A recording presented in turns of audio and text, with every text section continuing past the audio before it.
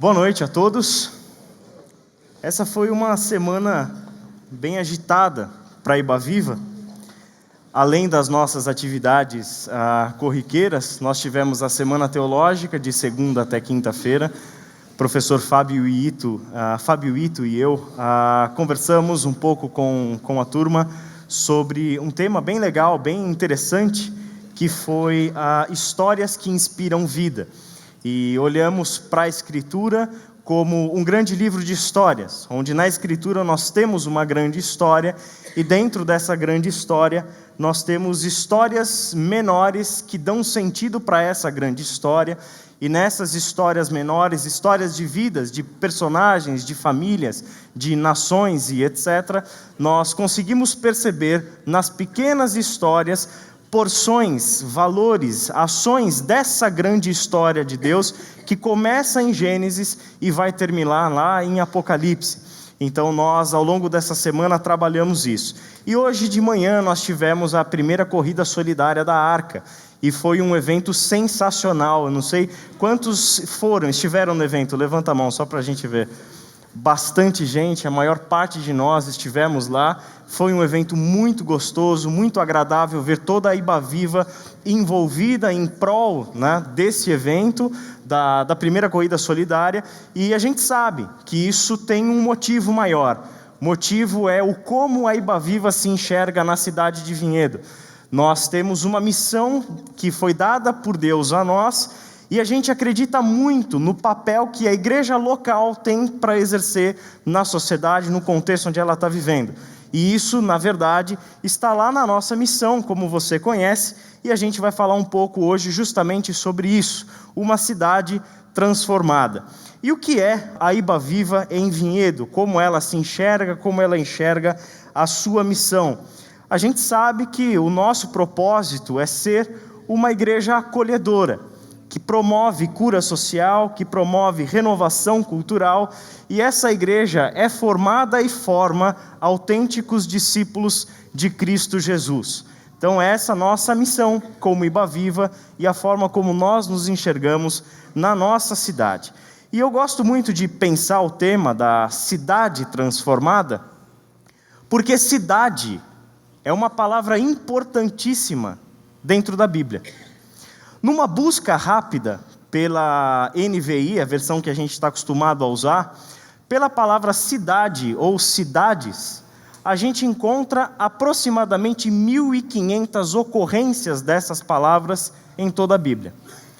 Ela aparece bastante, a Bíblia fala muito de cidades, e todas as suas histórias estão relacionadas a cidades. Estão relacionadas a pessoas que vivem nessa cidade, mas as cidades são sempre mencionadas porque são parte integrante da história, ou seja, a cidade é mencionada por causa dos seus valores. A gente viu na quinta-feira, na Semana Teológica, a menção lá no comecinho do livro de Ruth sobre a cidade de Moabe e Belém, 2 nomes citados no comecinho do livro de Ruth. E elas têm uma importância dentro da narrativa. Belém, que é a casa do pão, mas naquele momento havia fome, não havia alimento na casa do pão. E Moabe, que tem uma história que fazia com que o povo hebreu olhasse para Moabe sempre com maus olhos. Não era uma cidade muito lá exemplar. Então a gente percebe que as cidades ao longo de todo o texto bíblico aparecem como parte integrante da narrativa. E, na verdade, todos nós temos na nossa história a cidade. Não é isso mesmo? A cidade é parte de quem nós somos e nós formamos a cidade.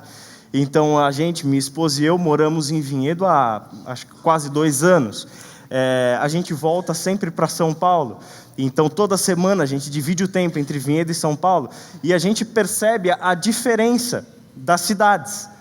O quanto a gente sente saudades de alguma coisa de São Paulo, que não é muita coisa, mas a gente sente alguma saudade, principalmente do bairro, que eu sou da Moca, A Milena também, nascida e criada na Moca, então nós somos extremamente bairristas. Para nós, Moca não é nenhum bairro, é uma república autônoma. né? Então a gente tem essa visão sobre a cidade, sobre o bairro, e o contraste que a gente faz com a cidade de Vinhedo em diversos aspectos, em diversos valores, da qualidade de vida, da organização da cidade, a condição social, enfim, diversos fatores onde a nossa vida de fato gira em torno da cidade. E não é então de se estranhar que a Escritura nos fale tanto sobre cidade.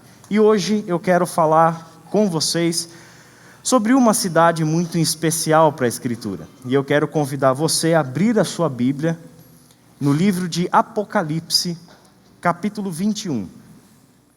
Apocalipse 21.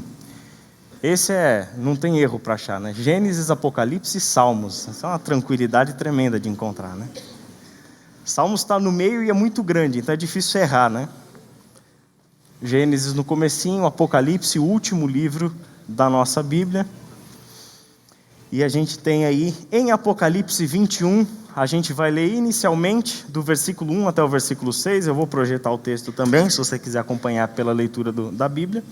Mas deixa aí aberto no capítulo 21, porque a gente vai voltar a ler algumas coisas aí no texto. Diz assim: Então vi novos céus e nova terra, pois o primeiro céu e a primeira terra tinham passado, e o mar já não existia. Vi a cidade santa, a nova Jerusalém, que descia dos céus da parte de Deus, preparada como uma noiva adornada para o seu marido. Ouvi uma forte voz que vinha do trono e dizia: Agora o tabernáculo de Deus está com os homens, com os quais ele viverá. Eles serão os seus povos, o próprio Deus estará com eles e será o seu Deus. Ele enxugará dos seus olhos toda lágrima. Não haverá mais morte, nem tristeza, nem choro, nem dor, pois a antiga ordem já passou. Aquele que estava assentado no trono disse: Estou fazendo novas todas as coisas, e acrescentou: Escreva isto, pois estas palavras são verdadeiras e dignas de confiança. Disse-me ainda: Está feito, eu sou o Alfa e o Ômega, o princípio e o fim. A quem tiver sede, darei de beber gratuitamente da fonte da água da vida. Vamos orar? Pai querido, nós queremos agradecer ao Senhor pela Tua palavra e pedimos a iluminação do Teu Espírito, que a Tua voz seja ouvida por cada um de nós nessa noite, por intermédio do texto que lemos e das considerações que vamos fazer. Que a Tua graça esteja sobre nós, trabalhando em nosso coração, trabalhando em nossa mente, para conseguirmos de fato colocar o que ouvimos e colocarmos todos os ideais e os desafios que esse texto coloca para nós em termos de cidade em prática na nossa vida, tanto individual quanto comunitária. Em nome de Jesus. Amém. Eu quero, a título de introdução, pensar então um pouquinho com vocês sobre a relação dentro da Bíblia entre Deus e as cidades. E é curioso pensar que logo no livro do Gênesis, a criação de Deus cria o ser humano conforme a sua imagem e sua semelhança e coloca esse ser humano para viver aonde? Num jardim, o paraíso, o jardim do Éden como nós o conhecemos. Ali o ser humano passa a viver e ele tem as suas responsabilidades, e essas responsabilidades estão associadas ao fato dele ter sido criado à imagem e semelhança de Deus. Justamente por ser imagem e semelhança de Deus, o ser humano se torna então responsável pelo cuidado do jardim. Ser imagem e semelhança de Deus significa que o ser humano recebe o privilégio de ser um representante de Deus diante da criação. Ele é aquele que cuida e os animais vão até ele para receber os seus nomes. É um ser humano, então, que recebe nessa atribuição a imagem de Deus, o espelho de Deus. Essa é a ideia do texto. Significa, então, que a criação reconhece Deus, o Criador, na face do ser humano, isso no Jardim do Éden. Só que aí logo a narrativa bíblica chega no capítulo 3. E no capítulo 3, o ser humano dá as costas para Deus. Decide viver pelos seus próprios princípios, pelos seus próprios valores, pela sua própria justiça. Então esse ser humano que dá as costas de Deus, a Deus, inevitavelmente vai ser expulso do paraíso. E ao ser expulso do paraíso, esse processo de expulsão do ser humano do paraíso vai acontecendo ao longo do capítulo 13, e quando chega no final, ele não só está expulso do paraíso, Adão e Eva, mas o paraíso está protegido para não ser acessado novamente por eles. E aí o texto vai dizer para nós que a proteção do paraíso é para que o ser humano não comesse da árvore da vida e vivesse para sempre naquela condição. Qual é a ideia? Eles pecaram e estão separados de mim. A minha imagem e a minha semelhança neles agora está desfigurada. Ele é um ser doente e doente de morte, porque pecou e se extraviou de mim, se perdeu de mim. Significa que Deus então toma uma providência, proteger a árvore da vida. Eles comeram da árvore do conhecimento do bem e do mal, da qual não podiam comer, conforme o mandamento de Deus lá no capítulo 2.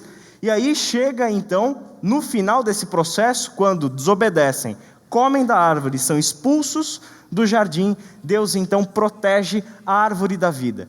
E a ideia da árvore da vida é que a árvore da vida era o que dava a longevidade, a vida eterna para o ser humano.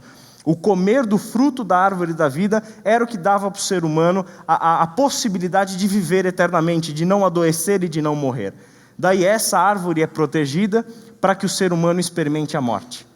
E experimentar a morte, pessoal, para nós não é algo ruim, é algo bom. Porque saber que vamos morrer significa que nós teremos a esperança, ou temos a esperança de ressurgir com uma nova vida que viverá para sempre.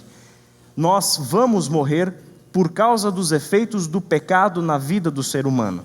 E é exatamente essa a ideia. Se continuássemos comendo da árvore da vida, viveríamos eternamente, mas numa condição de pecado. E a condição de pecado é a condição de separação em relação a Deus. E o que acontece logo na sequência? Caim e Abel, e você já conhece a história. Caim e Abel, 2 irmãos, Caim mata Abel, recebe uma sentença e uma proteção de Deus, e parte da palavra de Deus para Caim é que ele viveria errante, sem casa, sem terra, ele viveria andando por aí, seria um nômade. Mas o texto, curiosamente, diz lá em Gênesis 4:17 o seguinte: Caim teve relações com sua mulher e ela engravidou e deu à luz Enoque. Depois, Caim fundou uma cidade, a qual deu o nome de seu filho Enoque. E aqui, isso é logo no capítulo 4, o início do capítulo 4, onde a gente vai ver o início, ou o processo que agora está sendo desenhado, onde o ser humano está vivendo por conta própria. O cenário já não é mais o Jardim do Éden. O cenário já não é mais o paraíso. O cenário agora é uma terra que precisa ser tratada, que precisa ser cultivada, uma terra que precisa ser trabalhada, e as referências do capítulo 3 é que a terra não daria para o ser humano com toda a naturalidade assim dos seus frutos. O ser humano seria obrigado a trabalhar arduamente para conseguir o seu alimento e o seu sustento. A relação com a terra mudou. Mas aqui também tem um outro passo dessa história, que é o ser humano, ao trilhar os seus próprios caminhos, ao andar pelos seus próprios valores, ele vai construir o seu novo cenário. Porque o cenário ideal já não tem mais, que é o Jardim do Éden. Ele precisa de um novo cenário. E que cenário é esse? O cenário é a cidade. Quem vive andando vagamente não tem um cenário. E uma narrativa precisa colocar para nós esse cenário. Assim como nós, seres humanos, precisamos das cidades. O ser humano, então, cria a sua cidade. A primeira, fundada por Caim, conforme o texto vai dizer, que inclusive dá à cidade o nome do seu filho Enoque. E aí o que a gente vai ver na sequência? No final de uma seção do livro de Gênesis, que é o capítulo 11, que é a parte onde fala em Gênesis as origens da humanidade, a gente vai ler o seguinte nos versículos 4 e 5. Depois disseram: vamos construir uma cidade com uma torre que alcance os céus. Assim, nosso nome será famoso e não seremos espalhados pela face da terra. O Senhor desceu para ver a cidade e a torre que os homens estavam construindo. Essa é a famosa Torre de Babel. Onde, qual era a intenção? Depois que eles encontraram um lugar, pararam em um determinado lugar, aí chega a essa conclusão: vamos construir uma cidade com uma torre que alcance os céus. Assim o nosso nome será famoso e não seremos espalhados pela face da terra. Qual é a intenção? A intenção do texto é mostrar a arrogância, a prepotência, a autossuficiência desse ser humano que anda pelos seus próprios caminhos. Nós vamos construir uma cidade que vai ter nessa cidade uma torre que vai alcançar os céus.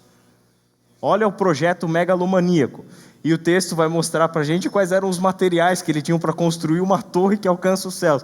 É uma coisa impressionante. Tijolos, não tinha nem argamassa, eles preferiram usar betume ou algo do tipo. Quer dizer, é uma coisa muito esquisita, onde só mostra essa prepotência e arrogância do ser humano de construir o seu próprio cenário, em contraste com a perfeição harmônica do Jardim do Éden. Agora a gente está tentando construir um rascunho de algo que a gente, na verdade, nem se lembra mais e tem mais noção de como é. E o texto continua dizendo que, assim, o nosso nome será famoso. A ideia do orgulho, a ideia da busca pela fama, a ideia do tornar-se conhecido, do tornar-se superior aos outros, e assim por diante. Tudo isso aonde? No projeto de construção da cidade dos homens. E o que é mais curioso nesse texto é o versículo 5. O Senhor desceu para ver a cidade e a torre que os homens estavam construindo. Se o Senhor desceu para ver a cidade e a torre, o que isso significa? Que ele não estava lá, né? A cidade era o homem trabalhando por si só. É ele construindo a cidade do seu jeito. Então Deus desce à cidade para ver o que os homens estavam fazendo. O restante do texto a gente já sabe. A torre é destruída e eles são espalhados para todo canto, e Deus frustra esse projeto do ser humano, onde revela nesse projeto toda a sua arrogância, autossuficiência, a sua prepotência, ou seja, tudo aquilo que é próprio do ser humano em querer criar ele próprio um cenário ideal conforme os seus padrões, conforme os seus valores, conforme o seu próprio sentido de justiça. E essas cidades, então, são construídas pelos homens depois do pecado. Ninguém construiu, Adão e Eva não tinham o projeto de construir uma cidade no Éden. O Éden, o jardim, era a casa deles. E ali era uma casa diferente, porque Deus estava ali com eles. É diferente o processo. Deus não desce para ver, Deus está ali com eles. A presença de Deus habita em todas as coisas, inclusive neles próprios, que são imagem e semelhança do próprio Criador. Mas tudo muda depois do pecado. E dessas cidades, a Bíblia vai nos mostrando a construção dos impérios. Mesmo assim, os homens se espalham. Ao se espalharem, fundam as suas cidades, e a humanidade vai do nomadismo para as sociedades tribais, para a construção das cidades, para a construção dos impérios, onde todas essas coisas têm uma coisa em comum: é o ser humano criando e construindo o seu próprio cenário para chamar de casa. Só que essas cidades são perfeitas? A Bíblia vai mostrar que elas não são perfeitas. Justamente por quê? Porque ao longo de toda a Escritura, nós temos as referências das grandes cidades e dos grandes impérios. Por exemplo, Babilônia, Egito, Pérsia, Assíria e o grande Império Romano, que está em vigor no tempo do Novo Testamento, inclusive no tempo em que João escreve aquelas palavras do Apocalipse que a gente leu. E o que tem esses impérios de comum? Esses impérios se levantam e caem por causa da injustiça, por causa da arrogância, por causa de valores contrários a Deus e que são valores feitos no pecado. Eles se erguem e caem por causa da violência e da crueldade dos homens. Pessoas e cidades inteiras e nações inteiras são dizimadas para atender os caprichos de um líder maluco. Ou seja, o que é isso? Qual é o cenário que a Bíblia vai mostrando para nós sobre o ser humano construindo cidades? Nós não conseguimos, de forma alguma, construir uma cidade justa. É impossível. Porque enquanto nós tentarmos criar uma cidade justa, perfeita, enquanto nós tentarmos criar uma cidade com os nossos próprios valores e com os nossos próprios ideais de justiça, nós sempre nos frustraremos. Porque é simplesmente impossível. E a história da humanidade nos dá a clara a clara verdade de que seres humanos são incapazes de construir uma cidade perfeita. Isso parece que para nós pode soar um pouco negativo, meio para baixo e etc. É aí que entra a história do Apocalipse, como a gente leu. Porque essa cidade, do capítulo 11 lá de Gênesis, vai nos levar a narrativa logo para o capítulo 12, que é Deus chamando Abraão. Não é isso? Depois que ele espalha lá o pessoal, no capítulo 11, que é a Torre de Babel, vem o capítulo 12, que é a história de Abraão, onde Deus vai chamar Abraão. E a partir de Abraão, o que Deus quer fazer? Deus quer começar a mostrar e desenvolver na história da humanidade o seu plano de redenção para o ser humano. Ele está olhando o ser humano que começou no Jardim do Éden, capítulos 1 e 2, e terminou no capítulo 11, espalhado por toda a terra depois da tentativa frustrada de construir uma cidade que mostre os efeitos do seu pecado para a humanidade toda. No capítulo 12, o que Deus faz? Deus chama Abraão e fala: vem cá, é impossível eles viverem dessa forma. Vem cá, porque a partir de você eu vou fazer uma grande nação. Eu vou chamar você, Abraão, e a partir da sua família e da sua vida eu vou construir uma cidade. Daí vem a cidade que a gente sabe que vai ser construída. E a história toda de Abraão, o curioso é que ele é chamado de uma cidade para o nomadismo. Abraão é um citadino, ele é de Ur dos Caldeus e vai viver em Harã. E o que acontece? Ele é chamado do seu perfil de citadino para ser um nômade. Ele vai deixar de habitar a cidade para viver nômade. E aí a ideia do seu chamado é Deus o chamando para a terra para o qual ele iria dar de herança para os seus descendentes. E aí é curioso, Gênesis 15, versículo 7, onde o Senhor disse o seguinte para Abraão: eu sou o Senhor que o tirei de Ur dos Caldeus para dar-lhe esta terra como herança. Eu tirei de você de Ur dos Caldeus, que depois vai ser a Babilônia. Eu tirei você de lá para te dar essa terra como uma herança. O projeto de Deus, então, já está desenhado.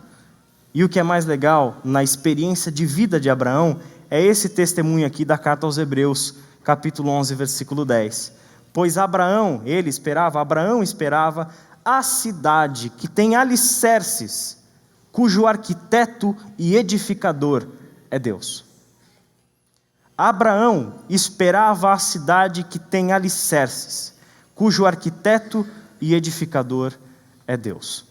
E por essa esperança, Abraão viveu como viveu. Por essa esperança, o próprio texto de Hebreus vai dizer que ele viveu errante, vivendo em tendas, não construiu uma casa de alvenaria, mas ele tinha uma esperança de que um dia Deus daria a ele um lugar que de fato ele poderia chamar de minha casa. A cidade que tem alicerces, cujo arquiteto e edificador é Deus. Por isso, diante do texto de Apocalipse que a gente leu e dessas considerações, a gente pode dizer o seguinte, que a cidade ideal é aquela que o próprio Deus constrói. Enquanto esperamos, assim como Abraão, a cidade perfeita, a cidade ideal, a cidade que tem alicerces, a cidade cujo arquiteto e edificador é o próprio Deus, enquanto aguardamos isso, vivemos em nossas cidades como estrangeiros, como vai nos dizer a primeira carta de Pedro, como estrangeiros, peregrinos e forasteiros nesse mundo, porém, vivendo pelos valores da cidade ideal. Uma das coisas que a gente precisa tomar cuidado é pensar o seguinte: já que eu aguardo a cidade ideal, e a cidade ideal não poderá ser construída por nós, já que a cidade ideal e perfeita é aquela que Deus vai trazer à existência no futuro, então eu só vou esperar essa cidade chegar. O cuidado que a gente tem é pensar que, se somos estrangeiros, peregrinos e forasteiros nesse mundo, porque a partir do momento que somos do reino de Deus, não pertencemos mais a este mundo, e já não dá mais para chamar deste mundo de minha casa definitiva, então o que eu tenho para fazer nesse mundo? Esperar chegar, porque eu não tenho nenhum compromisso com essa cidade. Eu não tenho nenhum compromisso com esse mundo. Eu não tenho nenhum compromisso com as coisas que os homens estão fazendo aqui. Eu quero mais é ficar de braços cruzados esperando a cidade perfeita chegar. Bom, esse é um grande equívoco. Porque mesmo Deus, sabendo e deixando claro para o seu povo que a cidade perfeita é aquela que Ele faz e que Ele traz à existência, o Antigo Testamento nos mostra Jerusalém, que é uma cidade dos homens, que é uma cidade construída com os nossos próprios valores. E ao ponto dela ser destruída mais de uma vez, por quê? Por causa do nosso pecado. Porque mesmo tendo Deus como o Senhor daquele povo que habita aquela cidade e que Deus chama de cidade dele cidade santa, esse povo se governa de forma injusta. Esse povo é injusto com os pobres, com os oprimidos, com o estrangeiro, com a viúva. Esse povo corrompe a justiça por causa do seu pecado, pelos interesses pessoais, faz alianças com povos vizinhos que Deus diz para que não fizesse, ou seja, é uma bagunça. Significa o quê? Que nós temos um compromisso com essa cidade. E de onde vem o compromisso com essa cidade? Vem do meu compromisso com Deus. Vem da minha esperança de que um dia Ele trará à existência a cidade ideal. Essa esperança é o que deve nos mover, porque enquanto nós estamos nas nossas cidades, como peregrinos e forasteiros, como errantes, esperando a pátria celestial, nós temos um compromisso com a nossa cidade. Dizer que esperamos a pátria celestial não é um convite à alienação, é um convite ao compromisso com a minha cidade. Porque eu passo a viver na minha cidade pelos valores da cidade ideal. E a cidade ideal é exatamente o que o texto de Apocalipse apresentou para nós. A cidade que desceu do céu. A cidade que Deus fez. A cidade que nós aguardamos no futuro. E sobre esse texto eu quero fazer 4 observações, mostrando 4 aspectos da cidade ideal no texto do Apocalipse. E o primeiro qual que é? A cidade é santa. Começa por aí.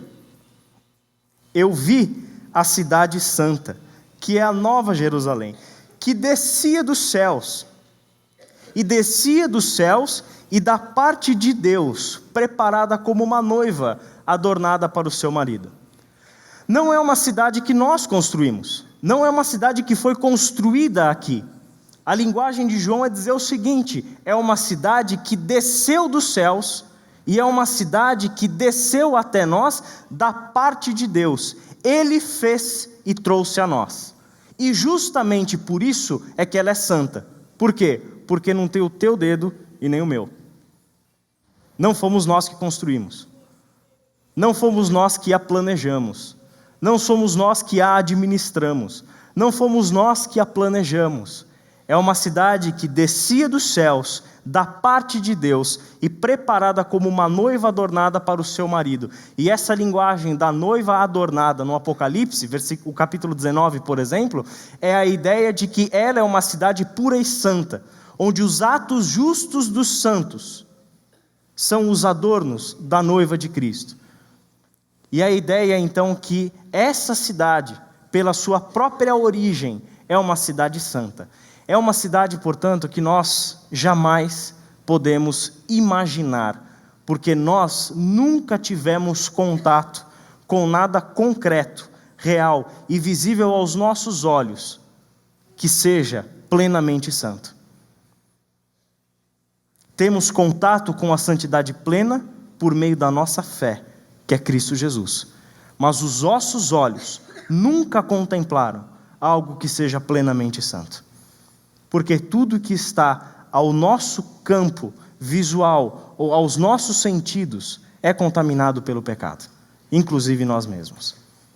Essa é uma cidade diferente de todas as outras, cidade que a gente não tem a menor noção do que significa a perfeição, a justiça dessa cidade. Uma cidade que desceu dos céus, da parte de Deus, preparada como uma noiva, adornada para o seu marido. Lá no versículo 22 e 23, mais uma referência a essa santidade. Não vi templo algum na cidade, pois o Senhor Deus Todo-Poderoso e o Cordeiro são o seu templo. A cidade não precisa de sol nem de lua para brilharem sobre ela, pois a glória de Deus a ilumina e o Cordeiro é a sua candeia. Olha que descrição incrível, olha que coisa linda. Eu não vi um templo sequer naquela cidade. O que isso significa? Na cidade não existem espaços sagrados, porque a cidade toda é sagrada. Porque a presença de Deus não está no espaço sagrado, mas a presença de Deus está na cidade como um todo. E a cidade inteira é sagrada. Por quê? Porque assim o Senhor Deus e o Cordeiro são o templo. O templo não é o espaço sagrado construído por nós, mas eles próprios são o seu templo. Ao ponto de dizer que a cidade não precisa do sol e nem da lua para brilharem, pois a glória de Deus a ilumina e o Cordeiro é a sua candeia. Eu gosto muito da definição de Deus que a primeira carta de João faz no capítulo 1, dizendo que Deus é luz e nele não há treva alguma. Ele é luz perfeita, ele é luz plena, e por isso mesmo, por ele estar na cidade, a sua presença ilumina a cidade.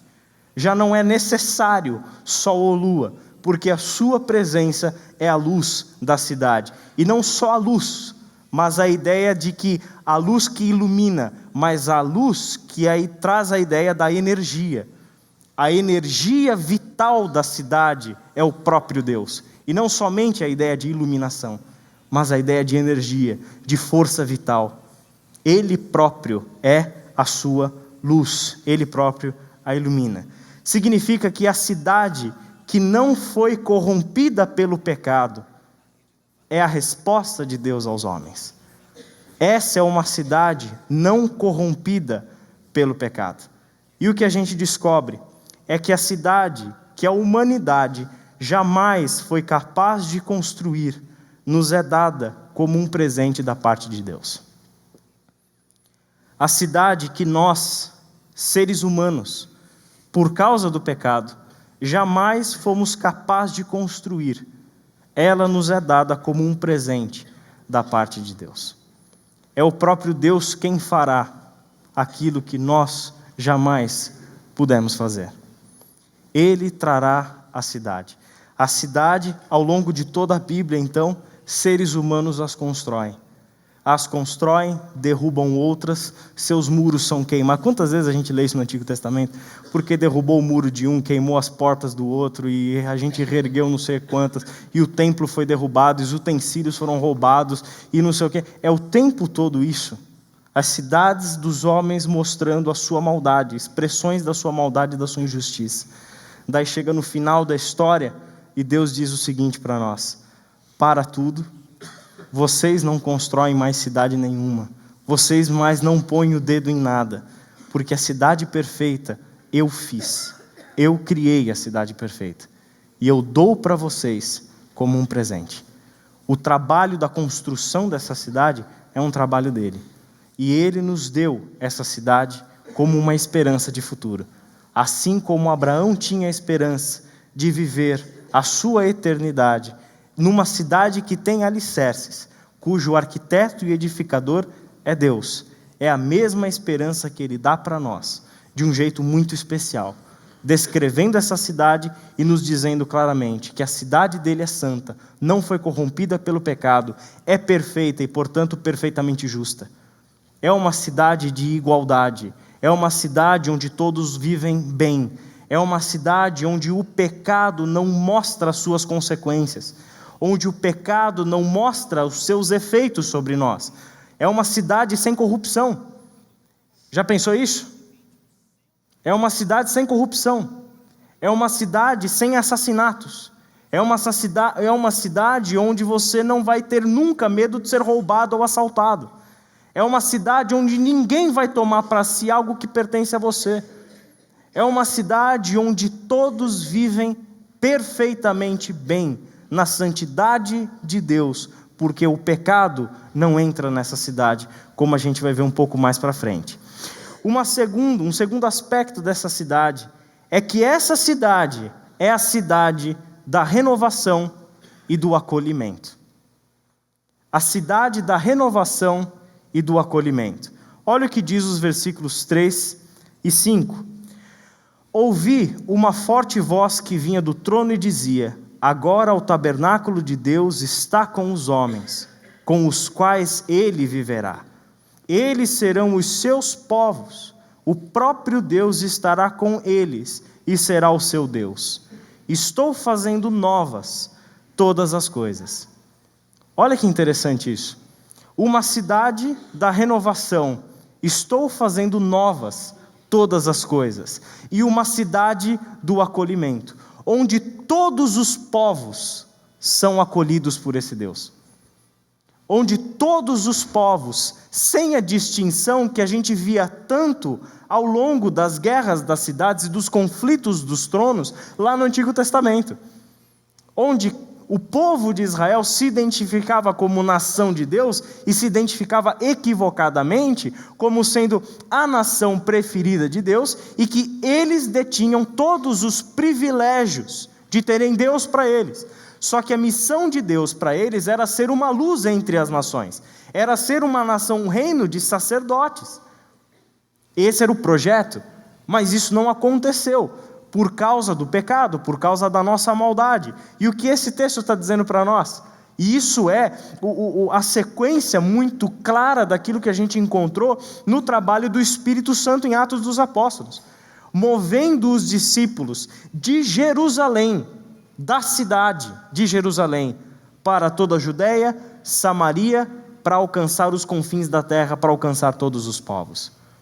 Onde nessa cidade, todas as etnias, todos os povos são acolhidos. Não existe mais o estrangeiro, porque todos são um povo só. E aqui, esse Deus é que acolhe a todos. Esse Deus é que não faz a diferença entre povos, entre etnias. É um Deus que não faz diferença entre pessoas e acolhe em si, na sua cidade, a todos, sem fazer nenhum tipo de distinção. Por isso, essa é uma cidade da renovação e do acolhimento. Eu gosto de pensar que a presença de Deus nessa cidade é o que estabelece a justiça.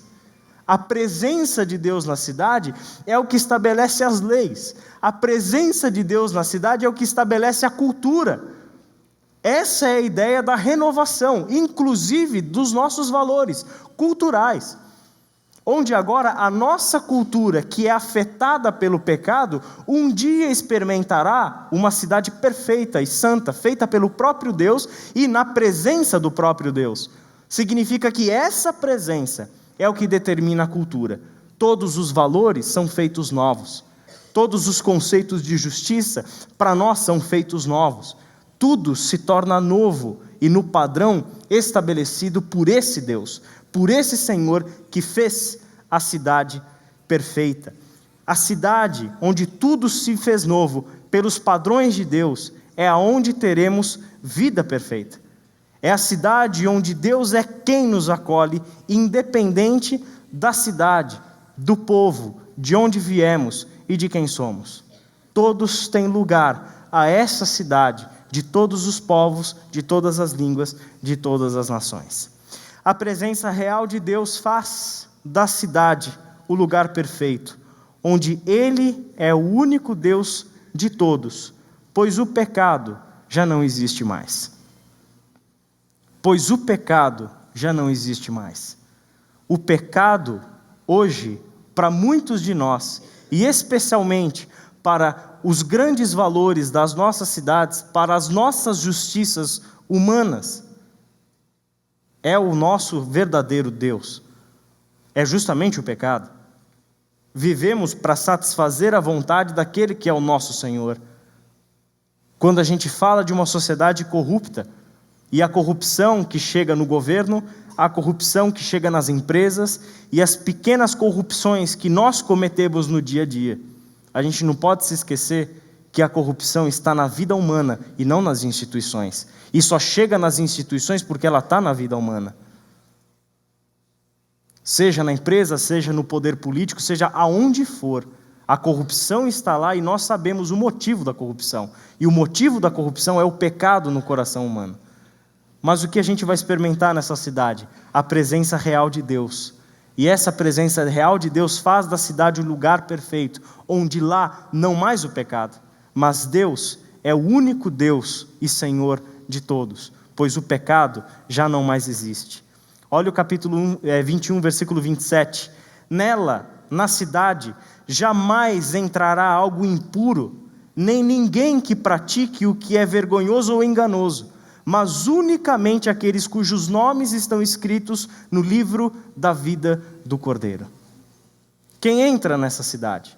Aqueles que tiveram os seus nomes escritos no livro da vida do Cordeiro. Em outras palavras, entra na cidade aqueles que foram remidos no sangue de Cristo Jesus. E justamente por isso, porque o pecado foi lavado de nós, e nós nos tornamos discípulos e discípulas de Jesus, onde nós estamos aprendendo a remover o pecado das nossas práticas.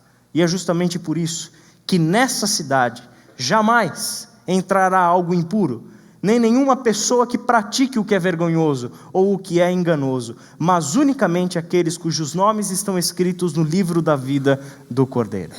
Um terceiro aspecto é que essa é a cidade da cura. Olha o que diz o texto, versículo 4. Ele enxugará dos seus olhos toda lágrima. Não haverá mais morte, nem tristeza, nem choro, nem dor, pois a antiga ordem já passou. Essa é a cidade, como a gente viu, da renovação, a cidade do acolhimento, a cidade da cura. Onde o próprio Deus enxugará dos teus olhos toda lágrima. Por quê? Porque já não haverá mais morte. Ou seja, a consequência última do pecado, justamente a morte, já não se faz mais presente. E por isso, já não há mais morte. Já não há tristeza, já não há choro, já não há dor, pois a antiga ordem já passou. E aí a sequência é o versículo 5. Eis que faço novas todas as coisas. É uma vida perfeita, onde já não há mais motivos para que a gente chore. Não há mais razões para o sofrimento. Não há mais absolutamente nada nesta cidade que nos cause a dor da perda, que nos cause o sentimento de abandono, que gere em nós a dor por causa da doença, ou a desesperança porque sabemos que a morte vai chegar. Os efeitos da morte já não estão mais nessa cidade. E esse próprio Deus é o que trará a cura para nós. A cura de toda a nossa dor, a cura do nosso choro, a cura da nossa tristeza, a cura da nossa morte. E nessa cidade experimentaremos a esperança de um dia o próprio Deus enxugar dos nossos olhos toda lágrima. E essa esperança deve nos colocar hoje em movimento, enxugando lágrimas dos que sofrem, trazendo ao presente a realidade da cura definitiva que aguardamos. Essa esperança deve nos mover. E nós, em nenhuma hipótese, podemos pensar em esperança como algo virtual, conceitual e coisa da cabeça. Porque o Novo Testamento é extremamente claro em mostrar para nós fé, esperança e amor como ações práticas, como algo que nos coloca em movimento. Nós somos movidos à nossa esperança. A ideia é que a cidade está para nós, em termos de relação, no nosso futuro. E a ideia é que eu estou em movimento a esse futuro, na medida em que a cidade está vindo ao meu encontro. Essa é a definição que Jesus dá para João no primeiro capítulo do Apocalipse. Eu sou aquele que era, aquele que é e aquele que virá. Eu estou indo ao encontro de vocês, na medida em que vocês estão vivendo e vindo ao meu encontro. A ideia da nossa esperança de futuro, portanto, nos coloca em movimento, em direção a essa cidade ideal. E enquanto estamos em movimento, o que se espera? Viva de acordo com os valores dessa cidade. E se nessa cidade o próprio Deus enxugará dos nossos olhos toda a lágrima, como é que você mostra para os outros a esperança que existe em você? Saia pelo mundo em movimento, enxugando lágrimas. Saia pelo mundo promovendo cura daqueles que sofrem. Como é que nós mostramos para os outros o poder desse evangelho que nos dá essa esperança? Saia da sua zona de conforto e vá para o mundo celebrar essa esperança. Porque é legal e é gostoso pensar em toda essa esperança aqui. Mas e amanhã, quando eu for para o meu trabalho? Ao longo da minha semana? E nós, como Ibaviva, qual é a nossa tarefa? A nossa tarefa é vivermos de acordo com os valores da cidade ideal. E se um desses valores, e se uma das realidades dessa cidade, é que ela é uma cidade de cura, ela é uma cidade terapêutica, onde o próprio Deus enxuga dos nossos olhos toda a lágrima, está aí a sua missão. Saia pelo mundo, fazendo aquilo que um dia definitivamente o próprio Deus fará por todos nós. Enxugue as lágrimas das pessoas, até que Deus as enxugue definitivamente. Saia pelo mundo, promovendo cura. Saia pelo mundo, enxugando lágrimas. Saia pelo mundo, aliviando a dor, dividindo cargas, cuidando de quem precisa, cuidando dos que sofrem, porque isso é a realidade da cidade ideal projetada pelo nosso Deus. Um quarto aspecto é que essa é uma cidade de vida, ou a cidade da vida. Versículo 6, disse-me ainda, está feito, eu sou o alfa e o ômega, o princípio e o fim. A quem tiver sede, darei de beber gratuitamente da fonte da vida. Essa é uma expressão que aparece bastante no livro do Apocalipse. O Senhor se definindo como alfa e como ômega. Alfa e ômega, primeira e última letra do alfabeto grego, onde aqui a gente percebe que tudo o que nós conhecemos está contido em Cristo Jesus. Pensa que nós, como seres humanos, dependemos da linguagem. E toda a nossa linguagem é construída entre a primeira e a última letra do alfabeto. Certo? Tudo que você precisar de ler, tudo que você escrever, tudo que você já veio a conhecer, tudo que você aprendeu, tudo que você leu, tudo que você ouviu, todas as coisas na linguagem estão dentro e construídas a partir da junção organizada de palavras que estão entre o alfa e o ômega. No nosso caso, do A e o Z. Todas as coisas. Como Jesus se define? Eu sou o alfa e o ômega. Eu sou o princípio e eu sou o fim. Todas as coisas estão em mim. Todas as coisas estão contidas em mim. E isso é uma expressão muito semelhante ao que Paulo escreveu para os Colossenses e para os Efésios de uma forma muito especial, mostrando que em Cristo é que nós temos a nossa existência. Em Cristo Jesus todas as coisas subsistem. A ideia de que Ele é a totalidade de todas as coisas e todas as coisas existem nele. Eu sou o alfa e o ômega, eu sou o princípio e eu sou o fim. Todas as coisas tiveram a sua origem em mim e eu é que coloco o ponto final em todas as coisas. E ao dizer isso, Ele nos diz com uma tremenda de uma esperança: e a quem tiver sede, eu darei de beber gratuitamente da fonte da água da vida. A fonte da água da vida, e o que é legal é pensar que, semelhante à fonte da água da vida, 22:14 de Apocalipse nos fala de uma outra coisa da vida. Felizes os que lavam as suas vestes, e assim têm direito à árvore da vida, e podem entrar na cidade pelas portas. Você lembra a árvore da vida que a gente comentou no começo? A a árvore da vida que dava para o ser humano a vida eterna e que foi protegida por Deus quando o ser humano pecou e foi expulso do jardim, o que acontece? Um dia, nós teremos o direito de comer do fruto da árvore da vida de novo. Um dia nós comeremos do fruto daquela árvore de novo. Porque essa cidade não tem morte.